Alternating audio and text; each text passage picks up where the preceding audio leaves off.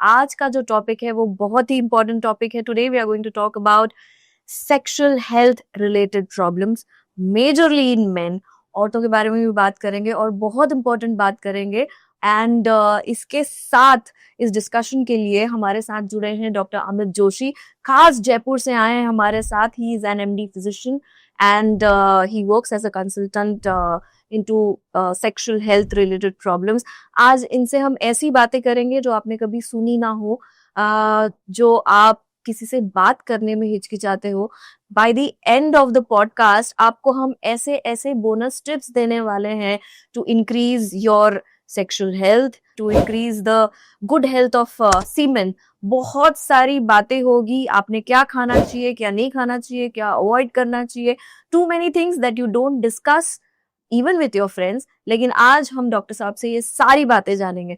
नमस्ते doctor, how are you? Thank you so much for inviting me. जी, कैसे हैं आप? मैं बहुत अच्छा हूँ और आज का जो टॉपिक है बहुत सेक्सी होने वाला है। हाँ जी तो जी सर, सबसे पहला सवाल मेरा ये है आपसे कि जब पुरुष आदमी आपके पास आते हैं तो मेजरली सबसे ज्यादा कौन सी प्रॉब्लम्स लेके आते हैं आपके पास?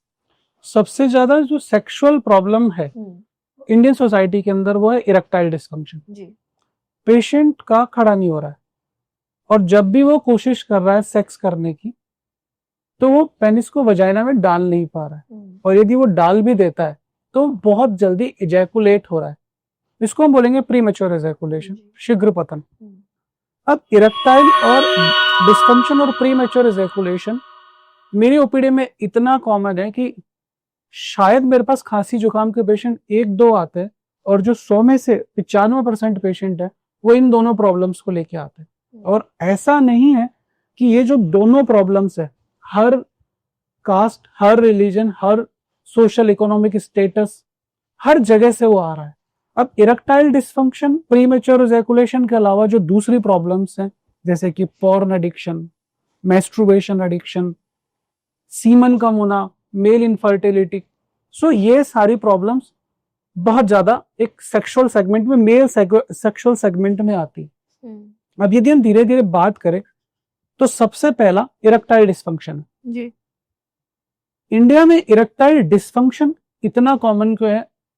पहला सवाल यह है कि इसका जो रीजन है, सबसे बड़ा reason, India is a capital of diabetes, और 10 में से 4 लोगों के शुगर है। शुगर पहले होती थी 50 की उम्र में और अब हो रही है 35 की उम्र में। तो जो आदमी ग्रोथ कर रहा है उसके लिए पे कर रहा है। अब डायबिटीज की वजह से उसका इरेक्टाइल डिस्फंक्शन होने लगता है, डायबिटीज वो कंट्रोल नहीं करता, अनहेल्दी हैबिट्स हैं, तो इसकी वजह से उसका इरेक्शन प्रॉपर नहीं आ रहा, सेक्सुअल लाइफ खराब हो रही है।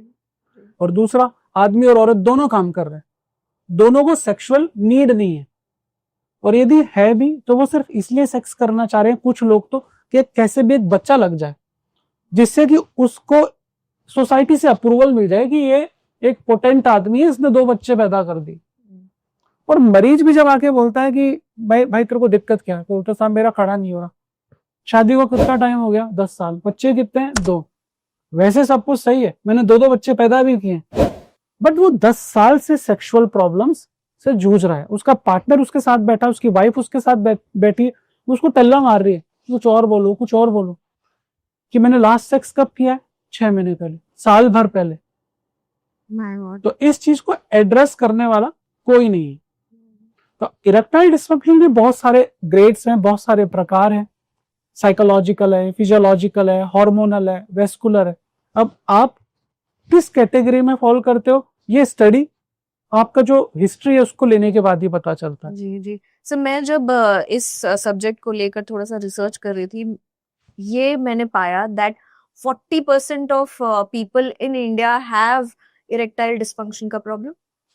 देखिए 40% जो पेशेंट है, जो मेरी स्टडीज है, जो मैंने पढ़ा है कि डायबिटिक पॉपुलेशन जैसे मैंने बढ़ रहा है, तो India is a diabetic capital, और 10 में से 4 लोगों के डायबिटीज है, तो ऑटोमेटिकली 40% हो गया।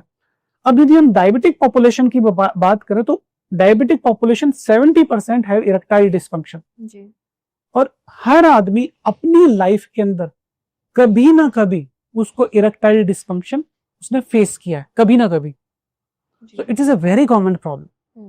And during this study only, I found that 26% out of this 40% also, 26% तो ऐसे हैं जो जिनकी as like they are college going students which is less than 30-35. यदि मैं मेरे ओपीडी की बात करूं तो वहां पर बुढ़े कम, जवान ज्यादा दिखते हैं। अच्छा। 15 साल का बच्चा मेरे पास इरेक्टाइल डिस्फंक्शन के लिए आ रहा है, जो 10th क्लास में पढ़ रहा है, जिसने 10th अभी पास करा है।